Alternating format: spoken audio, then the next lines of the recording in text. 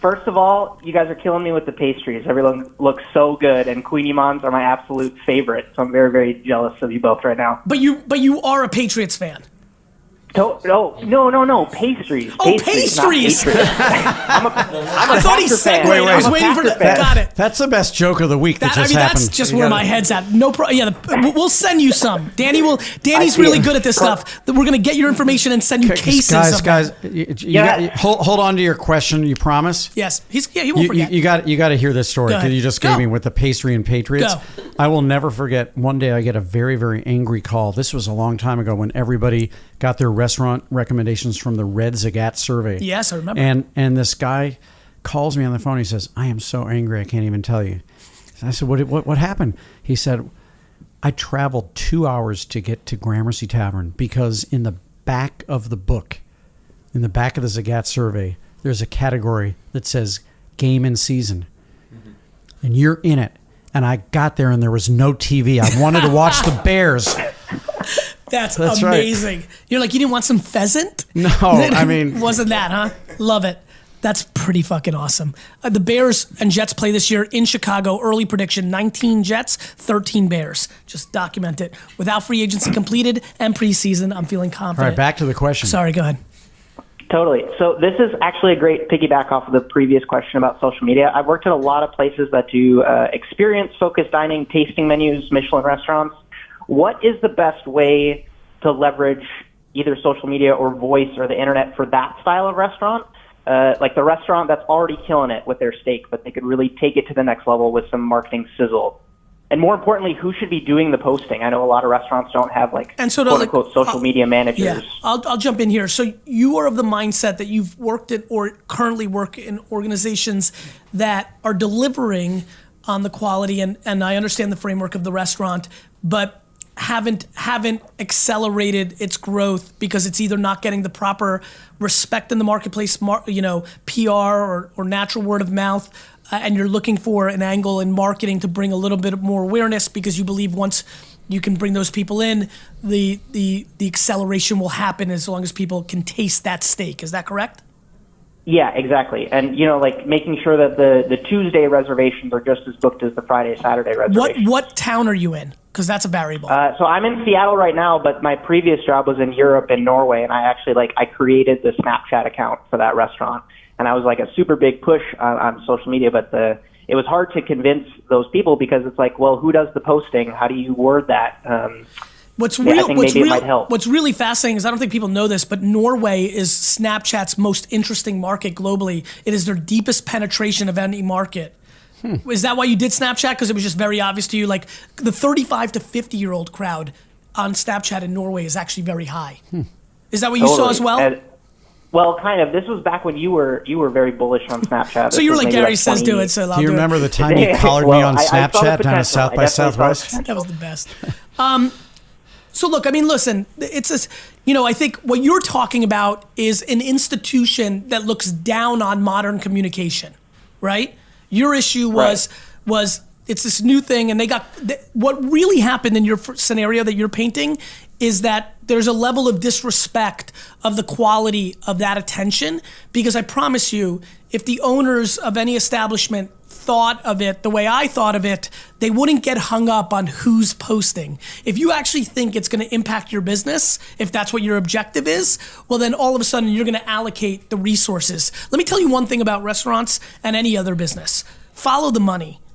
I love when people talk to me, like business owners or entrepreneurs, and they talk about things, but then when you look at their actions based on their financial allocations, they are talking a very different game. So you can be bullish all you want about social media, but if you're allocating 8% of your budget to it, then you don't really think it's that serious.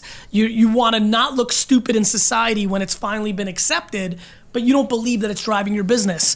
To answer your question directly, it's all storytelling. If you want to tell people about your oxtail soup, you've got to tell them about your oxtail soup.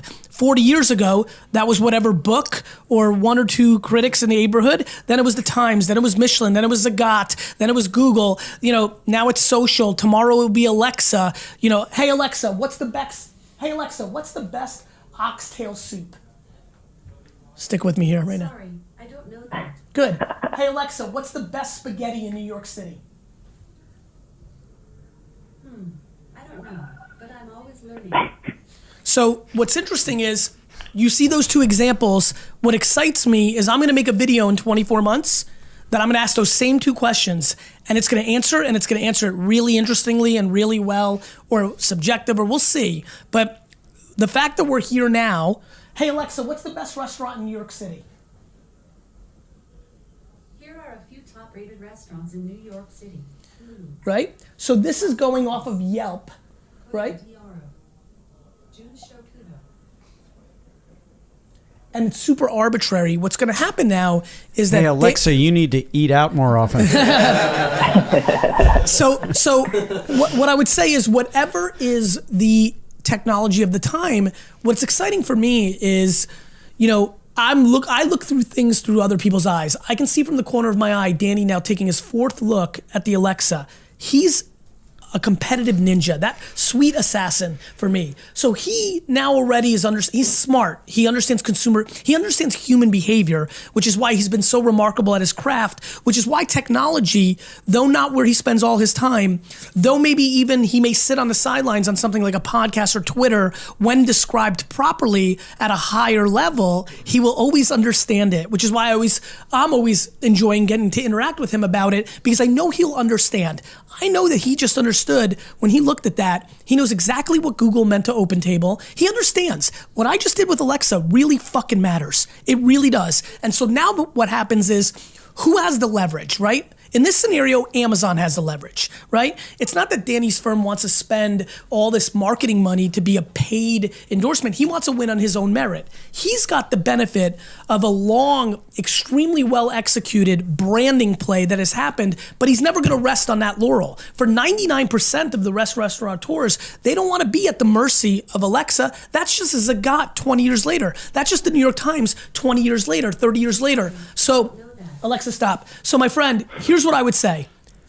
I think the way to not be at the mercy of a third party is to be a tremendous communicator at scale that is current to the end consumer. For you to do what you want to do well, you need to have a podcast and a blog post and an Instagram account and Facebook and a Twitter and a YouTube vlog and all of the above. Can you afford? These are questions everybody has to ask. But if you ask me, there's nothing more important than having the ability to communicate with the end consumer, because it keeps you from being vulnerable from the technology revolution that is absolutely happening. And there's only two executions: produce the greatest fucking product, aka the man who's sitting across from me and his organization, or be the best communicator in the current moment. Or both. Listen, that's when you get, that's what I'm trying to be up to. Like that to me is how you end up. And by the way, this is history. Back to Muhammad Ali. If you think Muhammad Ali's picture of punching all 5 Beatles was not manipulated by 2 different groups that understood how media played at the time, Muhammad Ali's ability to navigate through the media landscape of the 60s and 70s is more impressive than what he did in the boxing ring. The way he played with Howard Cosell, the way he played with radio and television, the way he took photos when he had to, from the beginning, the way he said he was the greatest after he won 1 fight, the way he predicted, everything he did. We don't remember the 31 fights where his prediction was way off. We just remember the 6 or 7 that he nailed.